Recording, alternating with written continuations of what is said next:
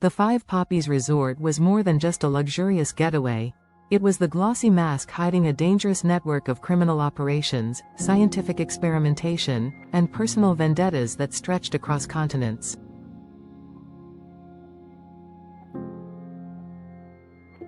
At the center of its day-to-day control stood Pascal, a man with the air of quiet authority and the loyalty of someone who knew precisely where his bread was buttered. As the manager of the resort, Pascal kept the public-facing image pristine, ensuring guests saw nothing beyond the polished service and exotic setting. Yet behind closed doors, his role was far more insidious. He acted as the link between the faceless mastermind and those who executed the orders on the ground, including Britt Westbourne, whose return from the dead was a secret that itself carried shadows.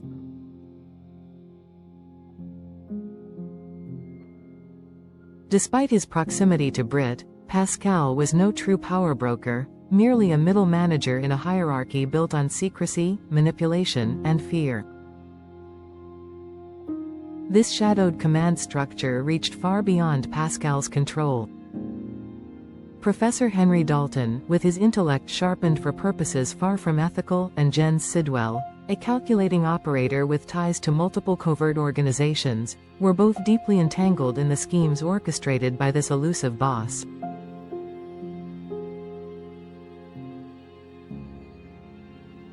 Dalton's scientific brilliance was twisted toward advancing whatever experimental goals had been set, while Sidwell operated as a liaison, strategist, and fixer, ensuring the operation remained untouchable to outside authorities.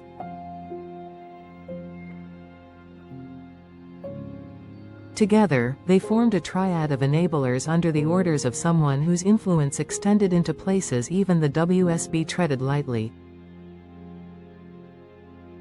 Jack Brennan and the WSB had placed the entire network under intense surveillance, recognizing that whatever these individuals were working toward, it wasn't just illegal, it was potentially catastrophic.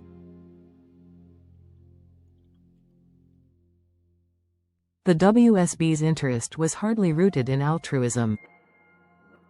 Those with long memories recalled the agency's checkered past, one littered with covert mind control experiments, biochemical weapon projects, and ethically bankrupt partnerships. Veterans like Anna Devane, Valentine Cassadine, and Andre Maddox knew all too well that the WSB had always walked the line between law enforcement and self-serving opportunism.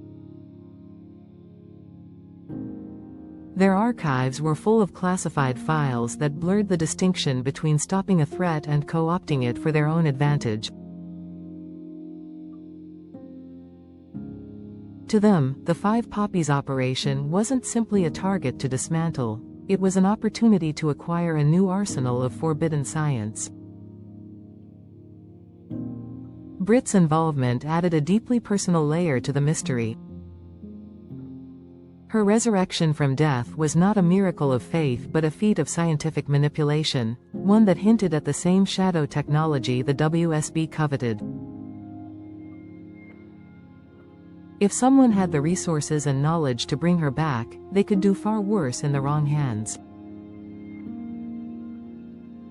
This raised the question everyone whispered but few dared to answer: who was behind her miraculous return, and why had they tethered her to the Five Poppies?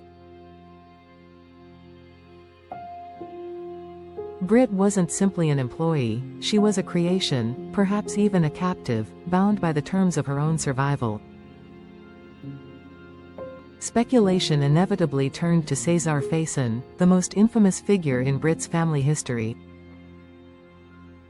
Faison, a man whose obsession with Anna Devane bordered on pathological, had long been presumed dead, but death was a relative term in the world Britt inhabited.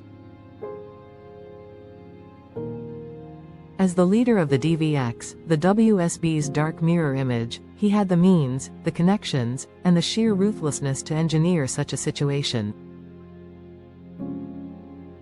Faison's legacy was one of kidnapping, psychological torture, impersonation, and assassination, every crime committed with meticulous planning and personal malice. His ties to other figures like Helena Cassadine made him a spider in a web of long-standing power games.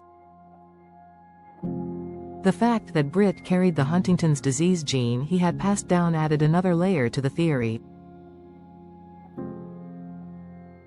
If the mysterious boss was supplying her with medication to manage the condition, it could be a leash disguised as a lifeline, ensuring her dependency and loyalty. If not Faison himself, then perhaps the man who had spent his life both chasing and resenting him, Peter August.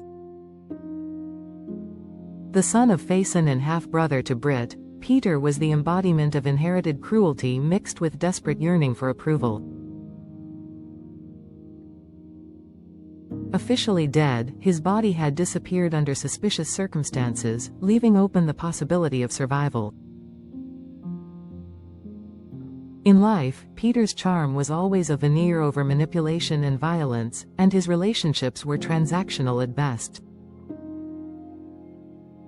His connection to Britt was strained, tinged with mistrust, but obsession has a way of forging its own chains. For Peter, controlling Britt could be a twisted form of familial closeness, one that forced her to remain in his orbit whether she wanted to or not. The notion of Peter as the mastermind came with its own set of disturbing implications. His knowledge of WSB and DVX operations, coupled with his ability to exploit personal vulnerabilities, would make him a uniquely dangerous leader.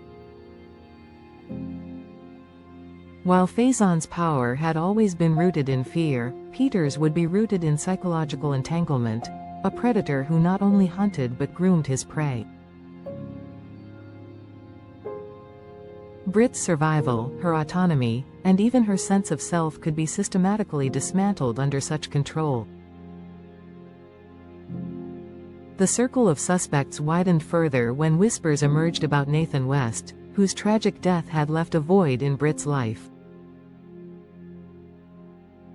Though Nathan had been a figure of integrity, the possibility of his return, reshaped by the same experimental processes that had revived Britt, could not be dismissed.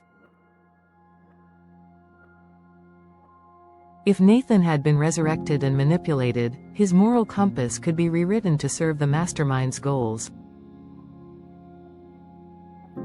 This would create the cruelest twist of all.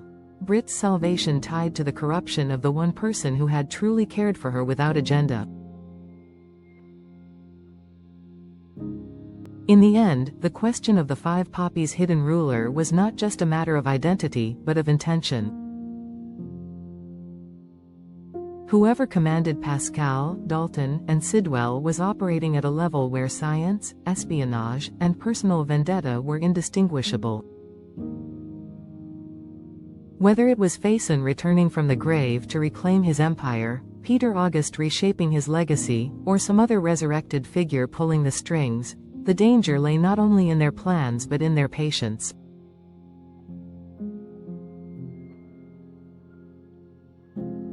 Such a man would not rush, he would wait for the perfect alignment of power and vulnerability before striking, ensuring that when he revealed himself, there would be no escape for those in his grasp.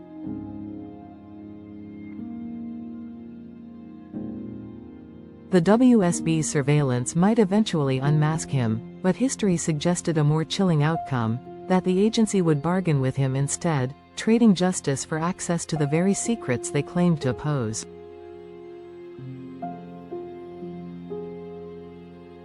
In such a game, Britt Westbourne's fate would be secondary to the strategic advantages she represented. And at the heart of it all, the Five Poppies would continue to operate, its sunlit facade concealing the shadows where loyalty was bought with survival, and where the boss, whoever he was, watched everything from behind an impenetrable mask.